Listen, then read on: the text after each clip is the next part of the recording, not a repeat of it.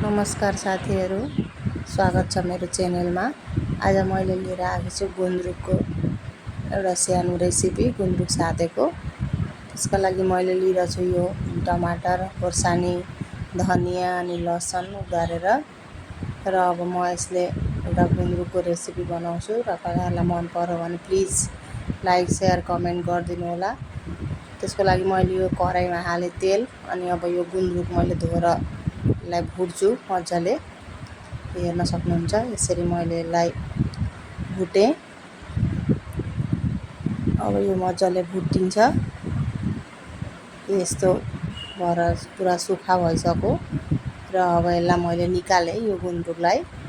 अब फेरि मैले अलिकति तेल हालेर त्यहाँ मैले त्यो धनियाँ हालेर चलाएँ। अब म त्यो मैले ठिक्क पारेको लसुन, खोर्सानी, बिलाई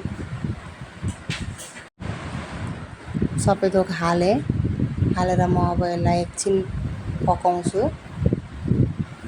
यसमा अब म निमक हाल्छु अनि अलिकति हर्दी हाल्छु। निमक तपाईँहरूको स्वाद अनुसार हाल्नु, कति तपाईँहरूले क्वान्टिटीमा जिनिस ठिक पार्नुभएको छ। र यसलाई अब म मजाले पकाएर अब म यसलाई झिक्छु। हेर्नु, यसरी सबै झिकेर यस्तो गरेर मैले यसलाई झिकेँ।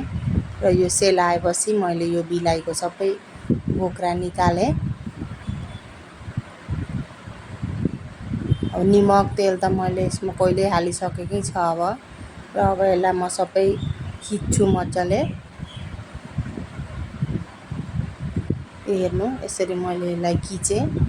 अब म त्यो भुटेर राखेको गुन्द्रुक यसमा एड गर्छु। यसरी यो हाम्रो गुन्द्रुक रेडी भइसक्यो। बहुत टेस्टी हुन्छ। तपाईँहरूले पनि खाएर हेर्न सक्नुहुन्छ। बाई।